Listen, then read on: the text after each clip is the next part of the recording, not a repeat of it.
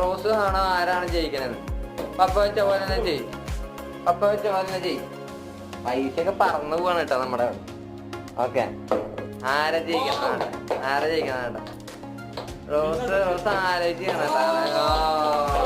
ഞാനില്ല, ജയിച്ചിട്ടില്ല. Okay, ജയിച്ചില്ല. Okay, start ചെയ്തോ. ആ നോക്കട്ടെ അമ്മ ജയിക്കോ ആരാ ജയിക്കണം നോക്കട്ടെ. അപ്പൊ അമ്മ തോറ്റിരിക്കാണ്.